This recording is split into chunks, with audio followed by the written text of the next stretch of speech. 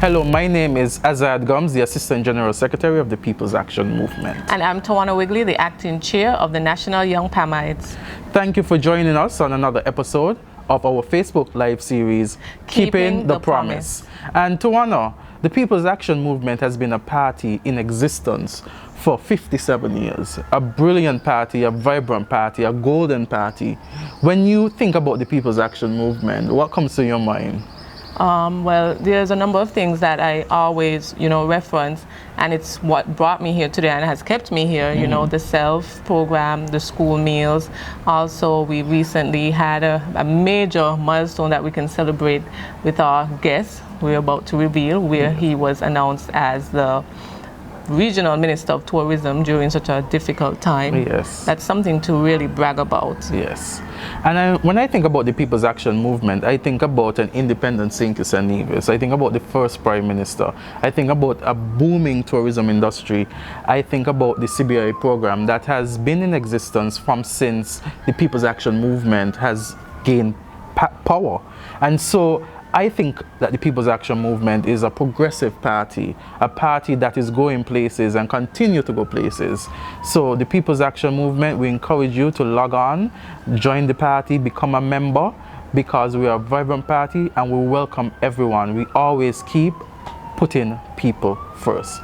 But as I always say, we could continue speaking about the People's Action Movement for episode upon episode upon episode. Yes. I think it's time for us to go straight into who our guest is for this episode.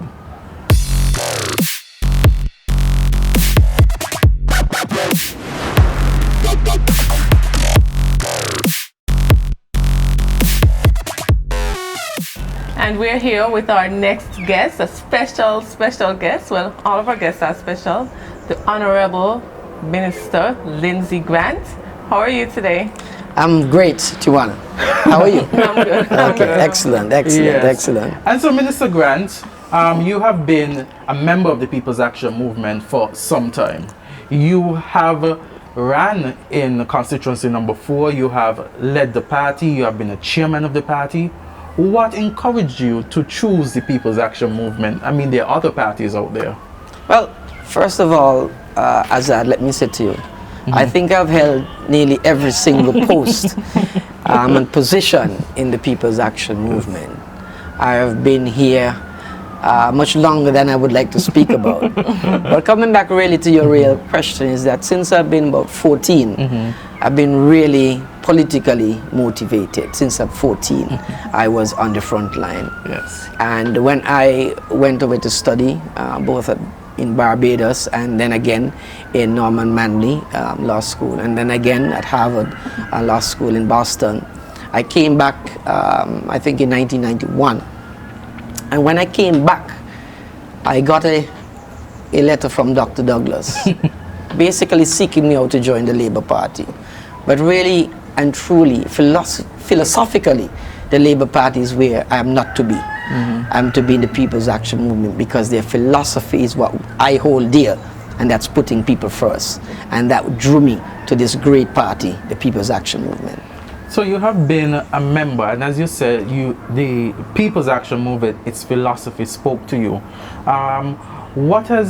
I know that you have been a leader, but the political leader within the People's Action Movement. Could you explain, while in opposition, could you explain the experience having to lead a party while in opposition?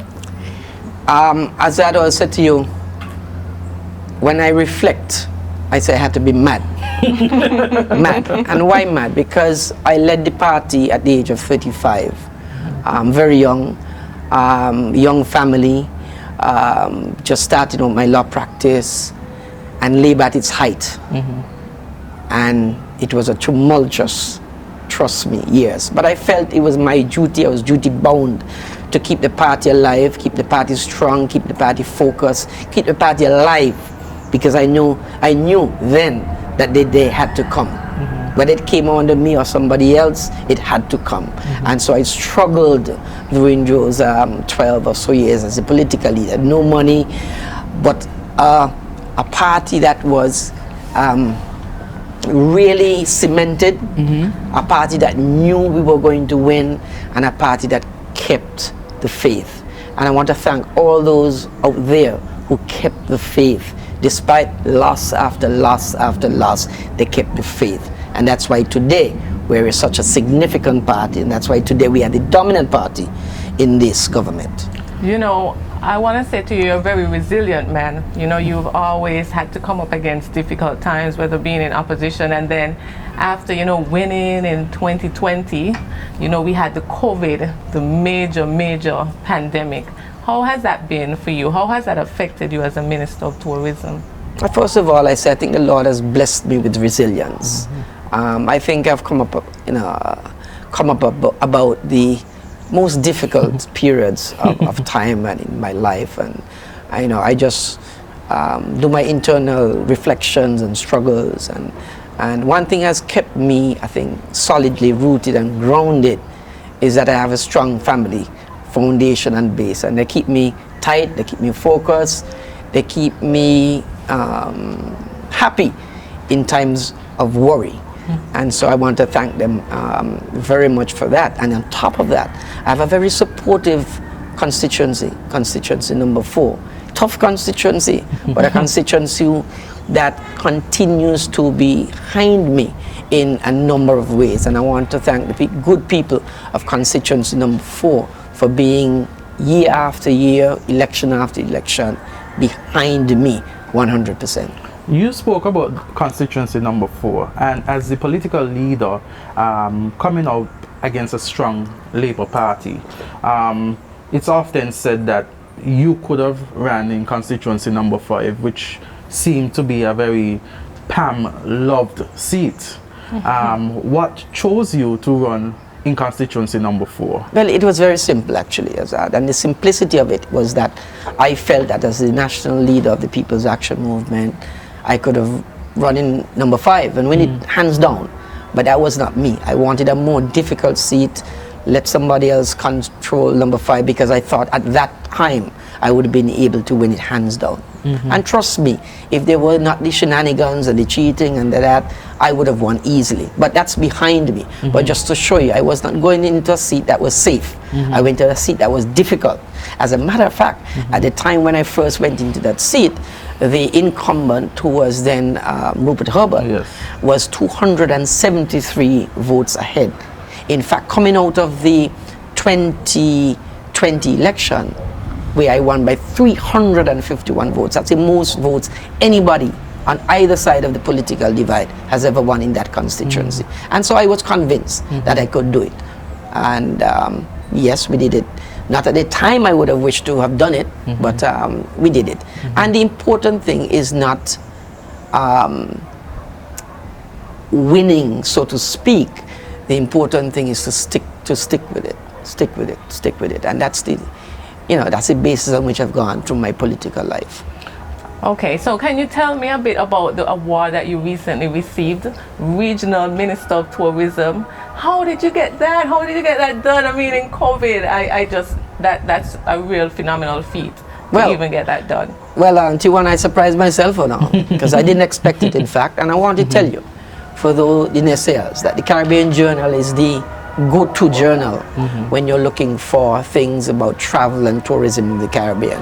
So it's not a fluke journal, it's the fluke award. What I want to say to you, I think that what got me the award, I believe, is the tremendous work we had done and continue to do in very trying times of COVID. And we had a 2-year hiatus, but at the time you must understand also that 2020 came on the backs of 2018 and 2019 when we broke record after record after record in terms of the number of cruise passengers into St. Kitts. No other jurisdiction had done that. And I think they looked at that. They looked at the fact that we were handling the COVID situation very well, the fact that we have always been on the front line, the fact that when the cruise industry needed to find out the lay of the land and really what was happening in the Caribbean, they came to the point man, me. Because if you ask anybody, I think I am the second probably longest serving Minister of Tourism in the Caribbean, you know, and I think we would have done an absolute wonderful job. We have a lot more to do, and so I want to continue the fight in making sure that the trajectory is upwards in terms of the tourism industry in St. Kitts and Nevis. So, you know, we kept that promise, because the promise was we were going to grow this economy through tourism, and we have done so. So we need now to look to the future and what the future holds for us in St. Kitts and Nevis. And the future can only be with a People's Action Movement government, or People's Action Movement being part of a government, and People's Action Movement being there at the seat of government to ensure that progress and prosperity comes again to St. Kitts and Nevis. Well, Minister Grant, while you are speaking about the successes that you have made, and for sure the tourism industry here in St. Kitts and Nevis has bloomed and blossomed under your leadership, it brings me to ask a question. You were elected in 2015. You had the opportunity to choose portfolios. Was tourism among the portfolios you thought you would have been given or chosen at the time?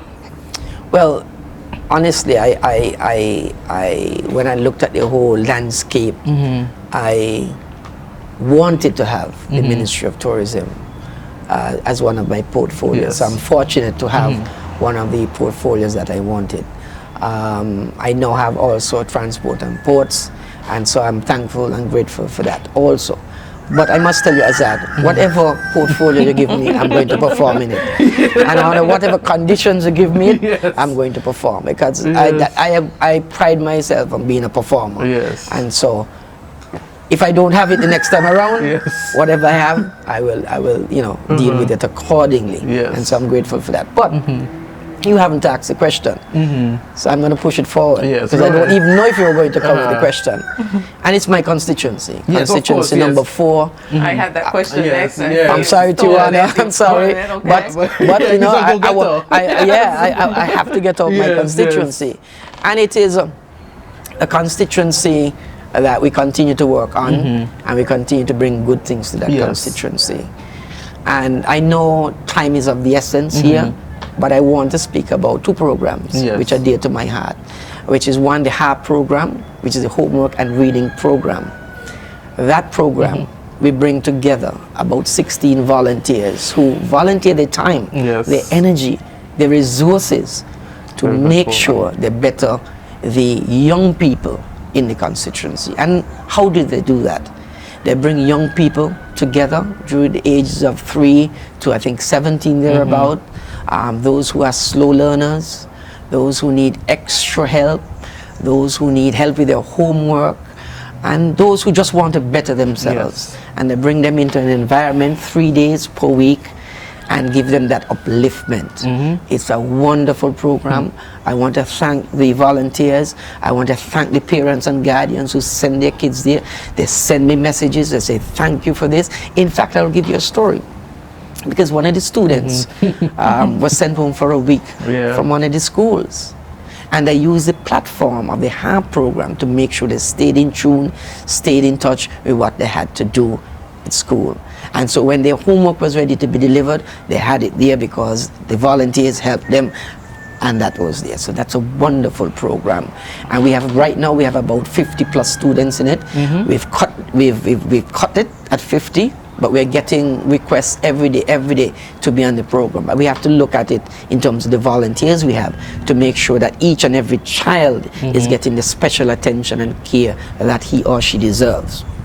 I know you talk about the HARP program, and as you explain it, it might sound simple to some people, but think about it, that's a very huge accomplishment, because you have persons even after working, volunteering. So Minister Grant, kudos to you. That is a very good program. It takes a lot of sacrifice to pull off something like that. But you know, it speaks to your leadership, because you have people who are lined up, who want to volunteer, who want to assist you in all of your projects. I mean, how do you get people to rally behind you and stand behind you and say, yes, I want to do this? What pep talk do you give them? Well, I think they look at the essence of the programs. This program runs beyond political divide. It's a program that at the end of the day, it's going to help the parents, the guardians, it's going to help the students, it's for their benefit. And I think once you have something that's beneficial to all parties concerned, people are going to rally behind it, and you don't have to tell them much. Yes. In fact, Azard, you know that I run a breakfast program. Yes. I mean, the breakfast program is amazing, amazing. The breakfast program started out in my kitchen. Getting up at 4 a.m. in the morning, Yes. along with my wife, preparing breakfast for 25 students. After about the first 3 months, I think 25 students got to 50 students. And the 4 o'clock getting up probably got to 2:30 getting up in the morning to make sure we prepared and everything. And I told my wife, I don't have the kind of stamina to do this every day. And so we shifted that. Yes. What we did, we bought 2 commercial stoves for the Tyrrell Williams Yes. Primary School.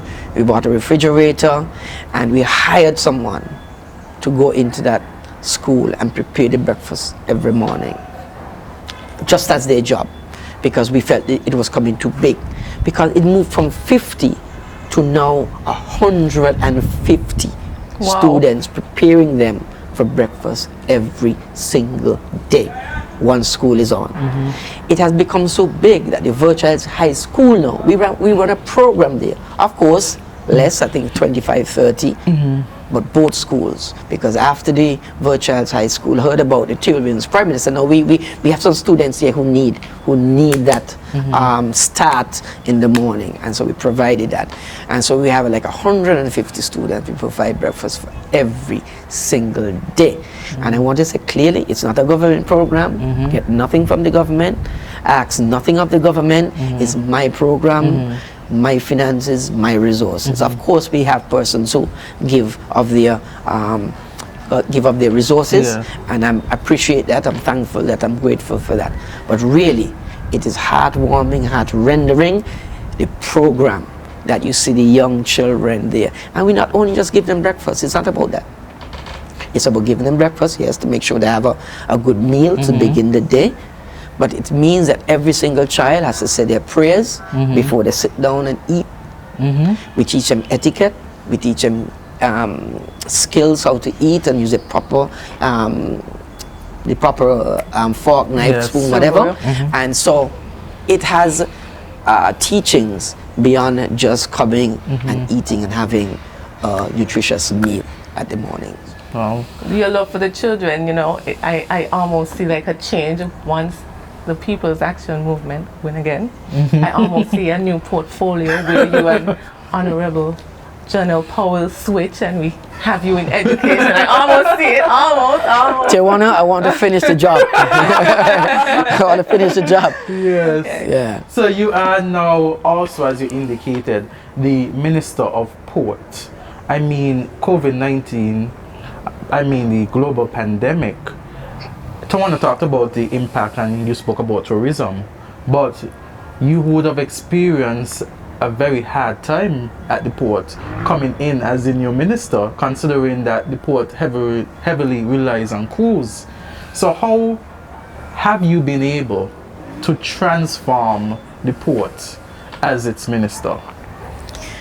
Azard, that time has been a very difficult time. Yes. I pull up my hair and I don't have any on my head, but it's been that difficult because, as you know, the port relies on the head tax from cruise passengers Yes. to be able to fund its programs and pay its workers, and we hadn't had that for like, you know, probably a 2-year period, and so it had been very difficult coming in as a new minister of ports, being faced with that. But to God be the glory. We've gotten over, I believe, the worst of it, and I think we're into a new phase right now. We just now have to keep the momentum alive. We have to make sure that the ships keep coming. I go to Sea Trade in April, I think the end of April, where we go before the cruise lines and try to get them now to say where, you know, put St. Kitts on the itinerary. That's going to be difficult because, you know, some of the cruise ships are no longer available. For example, Carnival Cruise Line has cut back a bit on their cruises, so the competition is going to be tough and tight. But I think St. Kitts has the necessary tours and atmosphere that the cruise passengers like. So I think we just need to tweak a bit and come up with some new programs, some new tours to be able to attract them to our shores. As you would realize, over the past couple of days, we've been having 5 ships, 4 ships, you know. I think we had 2 today. We have the Queen, the QE2 tomorrow and another one. And I understand that the taxi and tour operators, they may not be the happiest, but they are thankful and grateful that we are able to attract cruise passengers and cruise ships at this very, very, very difficult time in our nation's history. And so, to God be the glory again. I can see Scasper and the port growing from strength to strength. I did have some ideas in mind in terms of what I wanted to see. For example, in 2018 and 2019, when we had 1.1, 1.2, 1.3 million passengers, somebody asked me, how many passengers you want to come to St. Kitts? I said to them, I think at 1.5 million, we should peak it. Because at that time, at 1.5 million passengers per year, on average, you're talking about daily between 15 and 20,000 persons a day. Our resources can't take that, our limited resources, our bathroom, our beaches. I mean, if you have 5 ships in here on any particular day, you say, oh, the beaches, you have no space. We can sustain that in a consistent basis. And so it has to be a point where we say, enough is enough, and let's drill down a bit. And so 1.5 was my top. In terms of air traffic arrivals, I really wanted to get to 175, 200,000. Pre-pandemic, we were at 165,000 and a trajectory upwards. I wanted the next 10, but then COVID came. We're back to square one, we're back to ground one, so we know we have to start to rebuild and build better again. So, you know, it's like a learning curve, but I'm grateful that we are here in the driver's seat to be able to fashion the future for St. Kitts and Nevis. I must say, from observation, as the Minister of Tourism and of Ports, you have been doing a fantastic job. I think that the country relies heavily on those industries to function, to keep afloat. And with you at the helm of the leadership in those portfolios, in those ministries, I think that you have assisted the country well to keep the country afloat while we experience the global pandemic of COVID-19. So I must say kudos to you, Minister Grant, for the fantastic job that you have done. Right at this point in time, Tawanna, we have a constituent who wishes to ask the Minister a question. So let's listen and see what that question is. What are your plans for your constituency? Well, I first have to say that, you know, we have lost 2 years of the pandemic, 2020, 2021, and possibly 2022. But really, I wanted to accomplish a few things before the due date of the next election, somewhere in 2025. I really wanted to ensure that for the people of Challengers, I give them a housing project and I give them 2 brand new roads in Challengers. If I do that, I would be very happy. On top of that, I want to refurbish the basketball court, and I want to do a netball court. That's for Challengers. If I accomplish that, I would say kudos to me. When it comes to Halfway Tree, I would hope to add a few more houses in the Halfway Tree environs and the Conyers environ, and I would wish to put a road in the Green Acres area. I think if I would have done that, I would have done wonderfully well. Just during the course of the election and before, I would have paved the road in Halfway Tree, a road that had been left dirt road for over 30 years almost. And I was able to come in 2019 and give them a brand new road. And that is what I would like to do for that area. For the area of Lamberts, I would like to refurbish the sporting facility there in Lamberts, put down, refurbish the netball court and the basketball court in Lamberts. I would like to do that. I've already put in a road in the Virchals area, so that's there. I have just mapped out another area for the the music studio, which I said I would put in. I have the equipment for the music studio, I now have the land for the music studio. It's just now, well, I have the finances also. So it's just now to begin that music studio, a studio which I promised the people of Constituency number 4, because they have an enormous wealth of talent, musical talent in that area, and I promised them they have to get their own studio, and so that's well on its way. In terms of Old Road proper, very difficult in terms of the land, in terms of getting another project in Old Road, but I would like to probably see what other lands we can figure out that we have to give out. I know that we had acquired 25 more acres in the 25 more acres in the Lamberts area under the debt for swap. We purchased 25 acres, and so that is the earmark for another housing project in the Lamberts area to make sure that more people have land available to them.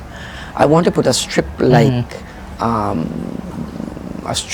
area in Old Road. Yes. I'm looking at the area. I have it in mind, and so very shortly you're going to be here. The plans for that, but that's coming. And so there's a lot of opportunities, but we only have like 3 more years. Three? 3 short years. So I'm not certain I could do all of that in 3 years. And so I'm asking the good people of number 4 to give me the nod at the next opportunity for us to finish the job that we need to do. Obviously, as I've said always, you know, politics for me is delivery. Politics for me is timely. Yes. And you know, if you know the People's Action Movement well, we always look to succession planning. And so we must gear up and line up the young people to take over positions that I will leave. Not lead, but leave. And so we must, you know, so I know that the young people like you, young people like Tawanna, need to look to the future, because you're the future, St. Kitts and Nevis, and the people are looking to the future to see where we are going. Because our time would have been spent in the next couple of years. So, Minister Grant, the convention is coming up, the Road to Convention 2022. What is your feeling about the convention this year? I think this convention is going to be electrifying. I think people are energized. I've not seen our party so energized long before a convention. And so I am saying that this convention is going to be a convention like no convention we've ever had. I know Sandy Point, the home of the lead of the party, was electrifying last year. But Keon is going to surpass that. So for those out there listening, come to Keon, Maynard's Park, is it? St. Mary's Park. And so we are going to have a mammoth convention, electrifying. And of course, we're going to be keeping the promise at convention. So, Tawanna, you have any final questions? No, you answered everything and then some. Thank you. Thank you. Sorry. No, I'm happy about it. Thank you for your time. We appreciate you, and once again, congratulations on your award. You're doing an amazing job. And thanks for having me, because I'm hearing that this program is heating up the airwaves. So thank you for having me on such a great program. No problem. Anytime, Minister. And we had it today. We had the Honorable Lindsay Grant, the Parliament representative for Constituency number 4, the Deputy Political Leader of the People's Action Movement. And we have just a few more stops before we conclude our Facebook Live series. So join us next time. Continue to stay tuned in and continue to listen out for the next episode.